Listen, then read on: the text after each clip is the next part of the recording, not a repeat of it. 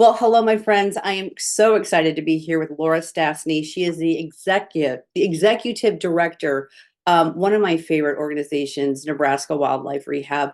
Laura, it's so great to see you, and thanks for joining me today. I am so happy to be here with you again. There's always so much stuff going on in your world and at this organization. But for people who might not be familiar with it, just talk about what is Nebraska Wildlife Rehab? So, Nebraska Wildlife Rehab is a nonprofit serving the entire state of Nebraska, but we're headquartered here in Omaha. And we have a twofold mission. We're here to rescue, rehabilitate, and return to the wild our native wildlife, and also to educate people about wildlife and wild spaces and why it's so important to protect them. Yeah, and again, you guys do such a wonderful job. We're going to go a little bit more in depth about everything you do, but I do want to really kind of start off talking about some events that you have coming up that are exciting and they're just super fun. So let's kick off with the event that you're having on April 1st. Yeah, so we have an April Fool's Day event. Yeah. We're kind of reinventing our old wildlife trivia night that we used to do prior to COVID. We haven't done it since then. And this time we're doing it a little bit differently. We're doing it at Blue Sky Patio and Pickleball, and also Bob and Willie's Wonder Bowl, which is all together on I-680 and Pacific Street there. And the way that we're doing it this year, it starts at 5:30 in the evening. And there's also in that same little complex our cheeseburger restaurant and Noli's restaurant. Mhm. So people can come and get food. You can sign up, you buy a ticket, sign up and be on a trivia team. And we have prizes for the trivia teams. And then you can also, we've reserved all of the mini bowling lanes so people can come and mini bowl as well. And throughout, there'll be information about Nebraska Wildlife Rehab, the work we do in our native wildlife. So it's kind of a fun and educational event that is also raising money to help save Yeah. wildlife in Nebraska. So I mean, this is kind of maybe silly, a come and go event, or I mean, you probably don't want to leave once you get there, but how does it work? Kind of how's that set up? Yeah, it totally can be. So we open the doors at 5:30 and trivia is going to start a little after 6. So for those people who Okay. are actually playing trivia, they'll stay throughout the whole trivia Yeah. game. But the we're reserving the mini bowling lanes in 1 hour increments. So Okay. people can start at 5:30, 6:30, 7:30, and actually 8:30 as well. So you can start at all of those times. And yeah, so you just stay and play and learn. And then when you're done, you can go home. Yeah. So much fun. I'm so much fun. Now, will you sell out? I mean, is this, are there so many, like people should probably get on the ball now. I mean, because it's just coming right, it's right around the corner. It is right around the corner. I would recommend it. We are in a much bigger venue than we were. We used Yeah. to do this at the Farnham House Brewing Company, and they had a capacity of like 110 people. The place that we're playing trivia, where you can see the screens, is a little bit more limited. So if you want to play trivia and you want to sign up your team, I recommend doing it right now. I think there are 17 slots left. Yeah. Otherwise, there may be maybe 200 tickets left just for general admission, where you could come eat and hang out and play other games and stuff like that. Awesome. All right. Well, then now let's move into Bats over Omaha. This is such a big thing. Yeah, so this year, so Bats Over Omaha is our annual bat release that we invite the public to come and watch. And this is our second year partnering with the Jocelyn Castle to do bat release. And last year was phenomenal. 3,000 people showed up to see bat release last Wow. year on our first year at the castle. And so this year we're working with the castle to add a little bit more to kind of integrate the neighborhood into what we're doing and maybe bring in some artists and do other work related to bats and conservation. So we're super excited that that partnership is continuing to grow. Bats Over Omaha doesn't have a set date because we release Yeah. on the date that it's best for the bats. So if people are interested in that event, we recommend signing up for our email list or following us either on Facebook or Instagram, and then start watching for our notes that it's coming up. It definitely will be after April 15th this year based on the weather, but Okay. generally happens end of April, early May. Okay. Yeah, that's always just such an amazing event. I mean, it's just you truly an experience that you just would never have.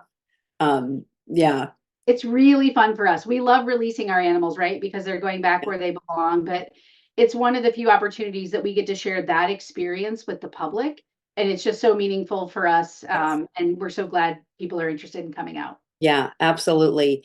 Um, well, talk about Earth Day for a minute. Yeah, so we'll be back out. We kind of took a break from Earth Day for several years, but we really think it's important to collaborate and Mm, to network with all the other environmental organizations in our area because there are a lot of great people doing great work.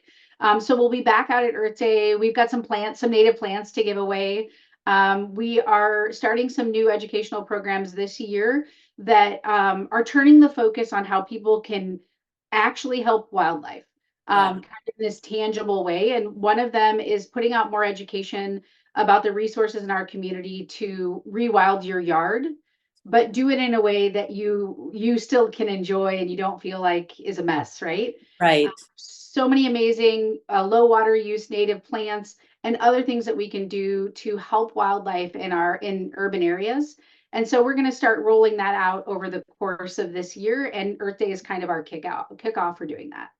That's wonderful. When is Earth Day? Oh my goodness. Oh, I I'm should asking. know this right off the top of my head, but Well, that's okay. I'm I know it's gonna about the third week or so, and second or third week in April, typically. it's April 27th this year. Okay, so it's actually okay at the end of the month. So, and then I know you guys have wonderful workshops. So talk a little bit about the spring and summer workshops you have coming up.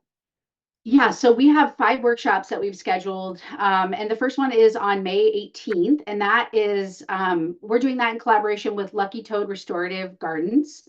So Nick and Jackie Bonham own that company. And Nick Okay. is going to come out and do a program at the Wildlife Center about exactly what I just was talking about, and that's how do we bring native plants into our landscaping in a minor way or in a major way if you want to do a major overhaul. Yeah. And then Nick is going to do some planting demonstrations in our prairie that's out in front of the Wildlife Center. Okay. And we're going to have some plants to give away as well. So that's the first one that's coming up. And then in June, we have a birdhouse building workshop, which will be done at the Wildlife Center. It's family friendly. July, we have a bat house building workshop. And then in August and maybe in September, we're doing 2 wildlife photography workshops, one that's Okay. an intro to wildlife photography and one that's macro photography. So, Okay. and those will be Alex Wiles of Alex Wiles Media teaching those photography workshops. Okay. And I keep glancing over this way because I'm on your website and you have so much great information on your website about all kinds of things. So I know whenever we talk, I'm always interested about what's happening because as the seasons change, your focus change, the needs change when it comes to wildlife. So what is going on looking at, spring, April, May? What can people expect? And what do you deal with or kind of have to handle the most right now? Yeah, so the big change in gears is happening right now, right? So it's baby animals are being born. We've had a weird winter weather-wise, but our baby squirrels started coming in February. Our baby rabbits started coming a few weeks ago, and yesterday we got our first baby raccoons. And so now that's what's going to happen, and that's going to be our main focus. We will take in between now and the end of September about 4,000 baby animals, Wow. either orphaned or kidnapped baby animals. The number one baby animal that we get are Eastern Cottontail rabbits. There, last year we got just over 2,000 of Oh them. my They make goodness. up like half of our babies. Yeah, it's a lot of rabbits that we get. And so, our focus right now is teaching people when to intervene with wildlife and when not to intervene. And so it's my steady drumbeat of you should always leave the rabbits alone unless we know that they're orphaned. And we Right. have some tips on our website for people to figure out if rabbits are truly orphaned, as well as squirrels and raccoons, and simple things that people can do in their own yards to make sure that baby animals stay with their moms, Yeah. either in the nest or whether they can be reunified with their mom in another way. And so that information is all on our website, but also we're open from 10 a.m. to 8 p.m. 7 days a week, and people can just call our hotline and ask, and we're happy to just talk people through those. We want wildlife to stay in the wild, but we're there to take it if it really needs our help. Yeah. Yeah, so important because I think like you say, baby rabbits or baby whatever they may be, their mother has left to go get food or do whatnot and they're coming back. So Yeah, rabbits are the tricky one. Like people think that they haven't seen the mom, but really moms only come to the nest twice a day, and they Mhm. only stay for a very short period of time because Yeah. they want predators to stay away from the nest. Yes. And so a lot of times people are looking at that nest, and they don't see a mom and they think orphaned. But rabbits have a different strategy than we do for raising Yeah. our babies. And most of the time they're okay, but we're always there to answer those questions. So let's talk a little bit about this is good. So cutting down a tree. Yes. So that's actually how we got our baby raccoons yesterday. So, it's nice weather. People are out doing their yard work and trimming back trees. And whether you're doing it yourself or you're hiring a company to do it, there's a few ways that we can protect wildlife when we're cutting down trees. The first is before a tree or a limb comes down, you should Mhm. always check the holes. Make sure there are no babies in that hole or no animals in that hole that could be killed or injured Yeah. when it comes down, or that could separate the mom from the babies. The second is to, if you do find those babies, you want to get the mom out because nobody wants to Right. get bit by wildlife. But before you bring down that tree, if it's a squirrel or a raccoon, you can put gloves on, put them in a box, and Mhm. put a water bottle filled with hot water in there to keep them warm, and set them aside until you're done with your tree work. And then when you're done and you're leaving the area, you put that box either back on the tree stump if there's no tree left, or next to the tree if you were just doing limb work. Sure. And you give the mom time to come get her babies if they're not injured. Okay. That's all day if they're squirrels, but if they're baby raccoons, you need to leave them all through the next morning. You need to leave them through the night. If the mom doesn't pick them up by nightfall for squirrels, that's the time to call us. If the mom doesn't pick them up by the next morning for raccoons, that's the time to call us. Right. The most important thing is to keep those babies warm the entire time. So that means changing out that hot water bottle over and over again. Yeah. You can't put that box 10 feet away from the tree or 20 feet away, has to be on top of the tree, Right. right? Right. So that's so they know where to find them. So that's what we need to do with those guys. And that's important right now. Well, we've got about a minute left. Wow, this went fast. I just want to spend the last minute. Let's talk about what do you need right now. I see Amazon baby shower wish list, donations, research grants, and I know people can go to your website and find all this stuff. But if you want to just say a Yeah. quick few things.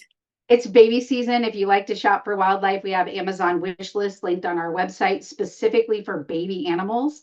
Of Okay. course, cash donations are always important for a nonprofit, and this is the time that we really need the funds to help our animals. And the other thing is we have a new veterinarian, Dr. Allison Carter, who is just amazing. In the Hubbard Family Wildlife Hospital is the most well-equipped wildlife hospital in the country. And Wow. so we are expanding our research that benefits wildlife and Yeah. involving students in that research. So it kind of hits the education and the animals all together. So if that's an interest of a donor, we'd love to talk to them about the kinds of research that we're doing. Wonderful. I know the website is going across the bottom of the screen, but I'll just say it out loud, Nebraska Wildlife Rehab.org. And again, so much information on your website. It's great about education, news, and events. But I encourage everybody to revisit the events and find something that you're gonna love to do. And again, I just so appreciate you, Laura, and the work that Nebraska Wildlife Rehab does for these amazing animals that coexist or we live with us because they have to. Yeah, they have to, and we should want to live with them too. So Yeah, I really appreciate the time, Andy. It's always great to see you. absolutely. So friends, don't go away. We will be right back.